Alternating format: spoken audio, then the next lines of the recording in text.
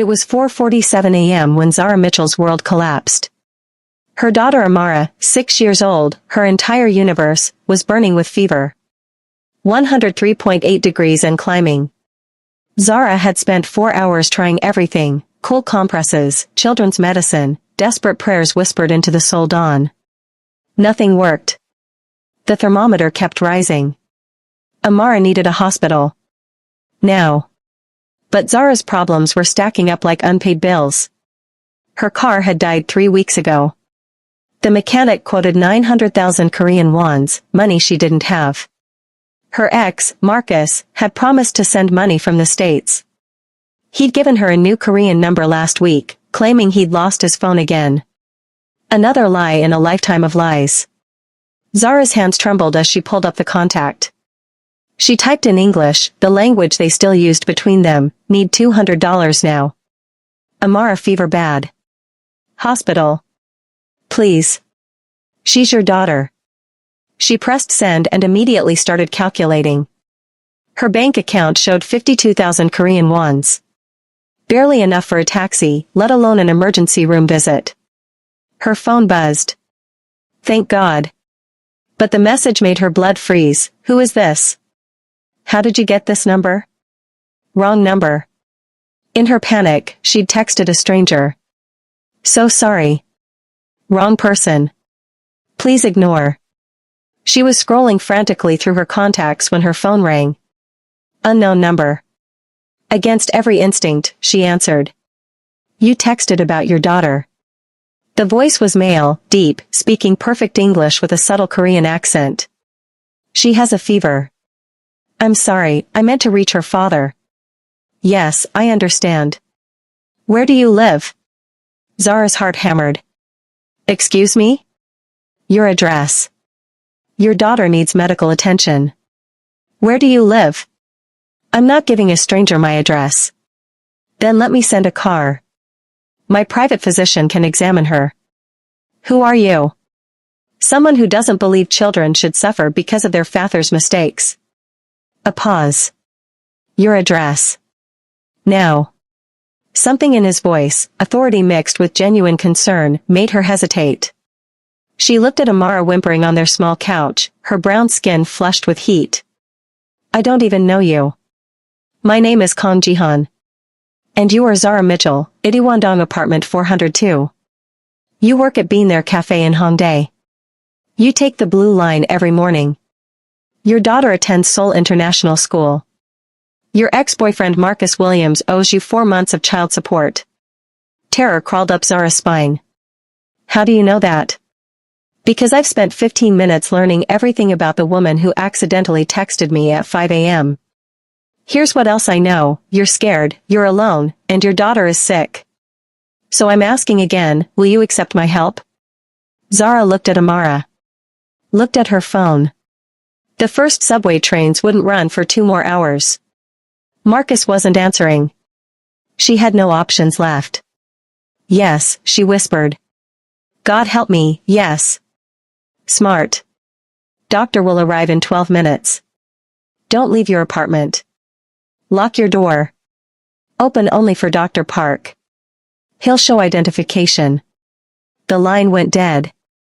Exactly 12 minutes later, someone knocked. Through the peephole, Zara saw a middle-aged Korean man in expensive clothes holding a medical bag. Behind him stood 2 large men in black suits. Dr. Park, the man said in Korean, holding up identification. Kang Jihan sent me. Zara cracked the door, chain still on. Just you. Not them. Dr. Park nodded, gesturing for his escort to step back. For 30 minutes, Dr. Park examined Amara with gentle efficiency. Finally, he announced in English, strep throat. Bacterial infection. She needs antibiotics immediately. He produced a bottle. Start tonight. She should improve within 24 hours. If not, call me directly. He handed Zara a card with his personal number. How much do I owe you? Nothing. Mr. Kong has covered everything. I can't accept. You already did when you said yes. His expression softened. Take care of your daughter, Miss Mitchell. And be careful. Mr. Kong is complicated. But he keeps his word.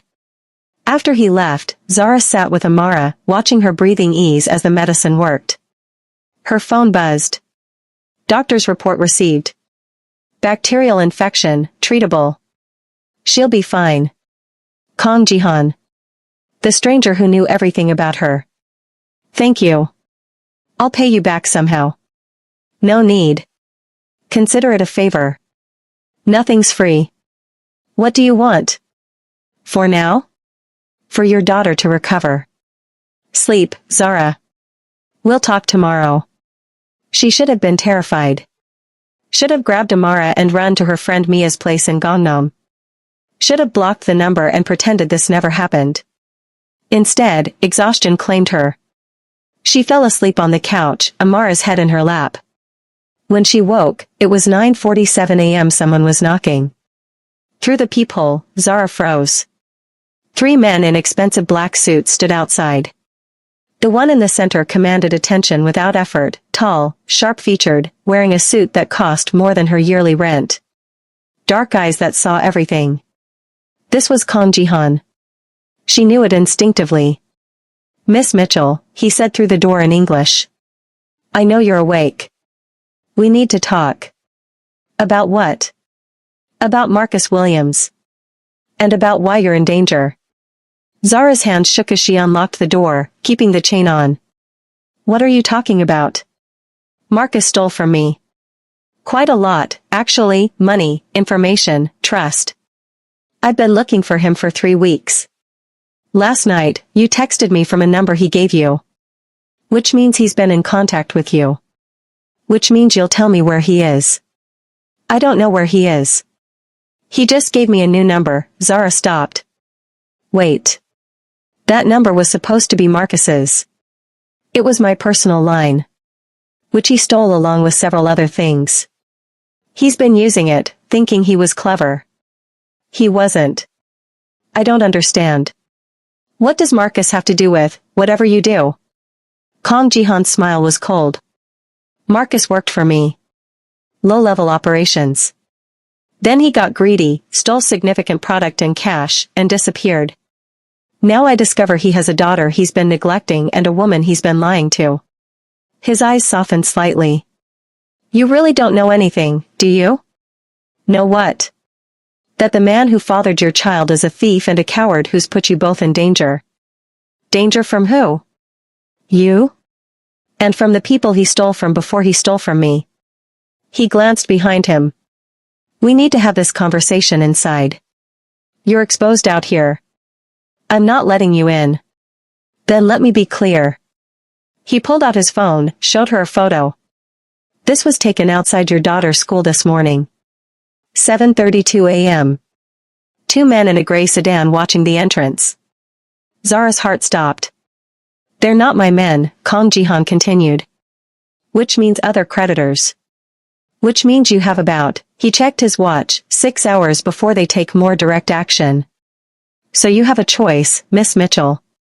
Lock this door, pretend I was never here, and wait for them. Or let me protect you and your daughter while we solve this problem. 20 minutes later, Zara sat in a black SUV with sleeping Amara beside her, driving through Seoul toward an unknown destination. She'd packed one bag, left a note for her landlord, texted Mia their emergency code. Kong Jihan sat across from her, speaking rapid Korean into his phone, his expression dark. Where are you taking us? Zara finally asked. Somewhere safe. My property in Hanamdong. Heavily secured. How long were you with Marcus? 2 years. He left when I was 7 months pregnant. Smart man, leaving before responsibility got real. You're defending him? I'm saying he's consistent. He runs when things get difficult. Which is exactly what he did when he realized I was onto him. The SUV pulled through gates into a massive modern compound. Armed security. High walls. Welcome to your temporary home, Miss Mitchell. The house was stunning, all clean lines and floor-to-ceiling windows overlooking Seoul. Zara carried Amara through marble hallways to a bedroom bigger than their entire apartment. You'll be safe here, Kang Jihan said. My men guard the perimeter. No one gets in or out without my permission. So we're prisoners. You're protected. There's a difference. Is there? His expression softened. Consider your alternative. Would you rather be in your apartment right now, waiting for Marcus's creditors to kick in your door? Zara had no answer. Over the next 5 days, she learned several things. Kang Jihan ran a sophisticated criminal organization disguised as legitimate businesses, import-export, real estate, nightclubs. Ruthless in business, but meticulous about keeping civilians, especially children, out of the crossfire. He'd been searching for Marcus for weeks. Her accidental text had given him his first real lead. And Marcus had stolen from multiple criminal organizations. Everyone wanted him dead. Why? Zara asked on the third evening. They were in his office reviewing photos of men spotted near Amara's school. Why would he do something so stupid? Greed. Desperation. Probably drugs. Kang Jihan poured whiskey. Men like Marcus always think they're smarter than they are. They see money, take it, think they can disappear. They never consider consequences. And now Amara and I are the consequences. Yes. Which is why you're here. Safe. For how long? Until we find Marcus. Until this is resolved. And then what? You kill him? His silence was answer enough. He's Amara's father, Zara whispered. He's a thief who abandoned his daughter and endangered her. Don't waste sympathy. I'm not. I'm just, Zara closed her eyes. She asks about him sometimes. About her daddy. What do I tell her when he's gone? Tell her the truth. That he made bad choices and faced consequences. He leaned forward. Or tell her he finally decided to be a man and disappeared to keep her safe. I don't care. But don't let her grow up thinking he was anything other than what he was, a selfish coward. On the 7th day, Kang Jihan's men found Marcus hiding in Busan, planning to flee to Thailand within 48 hours. He had a fake passport, $30,000 in cash, and stolen merchandise. He also had plans to kidnap Amara before leaving. Kang Jihan showed Zara the messages on Marcus's phone. Messages to his cousin, need the kid. Only leverage I got left. Mitchell won't know she's gone till I'm across the border. Zara couldn't breathe. He was going to sell her to one of the organizations he stole from, Kang Jihan said. As collateral for his debt. No. He wouldn't, she's his daughter. She's a commodity to him. She always has been. This is who you've been waiting for child support from. Zara couldn't speak through the fury and heartbreak. What happens to him now, she finally asked. That depends on you. On me? He stole from me. Endangered my operations. Put innocent people, including your daughter, at risk. According to my rules, he dies painfully. Kang Jihan paused. But you're Amara's mother. So I'm giving you a choice. What choice? I can make him disappear completely. New identity, new life somewhere far from here, with strict instructions never to contact you or Amara again. He lives, but he's gone forever. Or I handle this my way, and you never worry about him again. Zara looked at this man, this criminal, this stranger who'd shown more concern for her daughter in 1 week than Marcus had in 6 years. If you let him live, how do I know he won't come back? Won't try again? Because he'll know what happens if he does. And because I'll be watching. Always. Why? Why would you do that? Kang Jihan was quiet for a long moment. I had a sister once. She got involved with a man like Marcus. He got her pregnant, got her killed when his debts came due. She was 23. The baby didn't survive either. I'm sorry. Don't be sorry. Just make your choice. Zara thought about Amara, about the life she wanted for her daughter. Let him live, she said. But I never want to see him again. And I want it in writing that he has no parental rights. Ever. Done. 5 days later, Marcus Williams legally signed away all parental rights to Amara Mitchell. He was given a new identity, $5,000, and put on a one-way flight to Alaska with instructions that if he ever returned to Korea, he'd be killed on sight. Zara stood in Kang Jihan's office holding the signed documents, trying to figure out what came next. "You're free to go," he said. "Back to your apartment, your life. I'll have someone fix your situation, make sure you have enough money for 6 months' rent while you get back on your feet." "That's it? What else would there be?" I thought," Zara hesitated. "I thought you'd want something. Everyone always wants something. I wanted Marcus. I got him. You and your daughter are collateral damage I chose to protect. That's all." But it wasn't all. Zara could see it in the way he looked at her, in how he'd personally checked on Amara every evening, ensured her daughter had every comfort. "What if I don't want to go back?" The words were out before she could stop them. Kang Jihan's eyes narrowed. "Excuse me? My apartment is in a bad neighborhood. My job pays minimum wage. Every month is a struggle. And now I know bad people know where I live, know about Amara." She took a breath. "You said you'd be watching to make sure Marcus doesn't come back. So what if we just stayed here? You want to stay in my house?" "I want protection. Real protection for my daughter." Zara met his eyes. "You said your sister died because of a man like Marcus. You saved us because you couldn't save her. So save us completely. Give us a life where we're not constantly afraid." "You don't know what you're asking." "I'm asking for safety. For a future. For my daughter to grow up without fear." She paused. "I'll work. I'll earn our keep. Whatever you need, cooking, managing your household. I'm not asking for charity. I'm asking for a job." Kang Jihan studied her for a long moment. "You understand what staying here means? What I am? What I do? You're a criminal. But you're an honest criminal. And you've treated my daughter better in 1 week than her own father did in 6 years. This isn't a romance novel, Miss Mitchell. I'm not a good man who'll be redeemed by a woman and child. I'm not trying to redeem you. I'm trying to survive." Zara held up the papers. "Her father is gone. We have no family in Seoul. No safety net. You're offering protection, I'm just asking if it can be permanent." Another long silence. "Then you'll live in the guest house, separate from the main residence. You'll manage my household staff. You'll ask no questions about my business. And you'll never, ever put Amara in situations where she could be exposed to what I do. Done. If this doesn't work, if you change your mind, I'll help you relocate. New city, new identity, clean break. But while you're here, you're under my protection, which means you follow my rules." "I understand." "Then welcome to your new life, Zara Mitchell."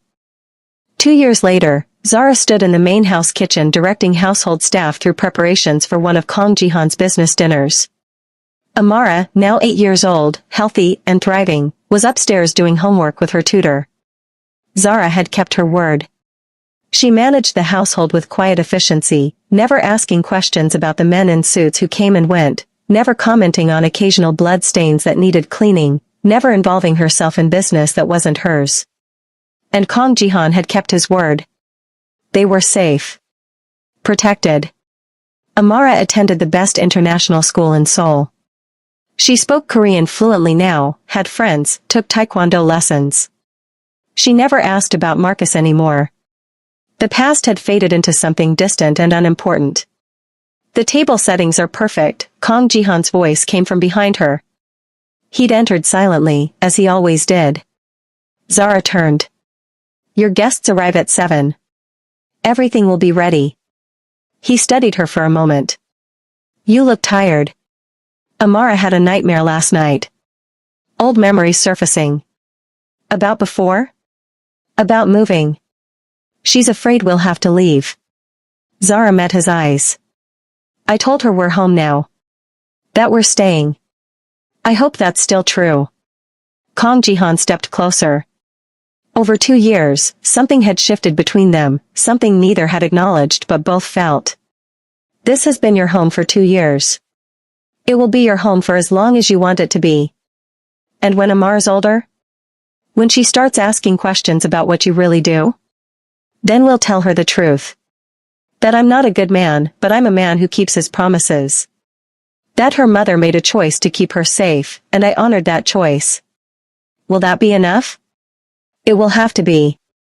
He paused. Unless you're having second thoughts? Zara thought about their small apartment in Itaewon, the constant struggle, the fear.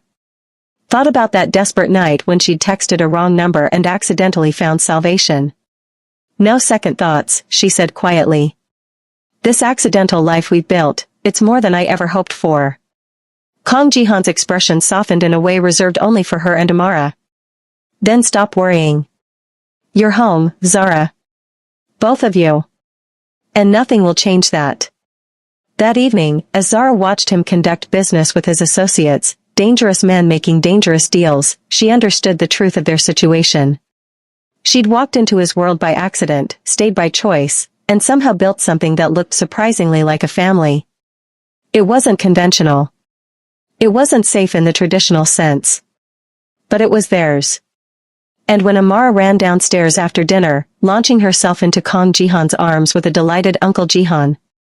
When he caught her with practiced ease and genuine warmth, Zara knew she'd made the right choice.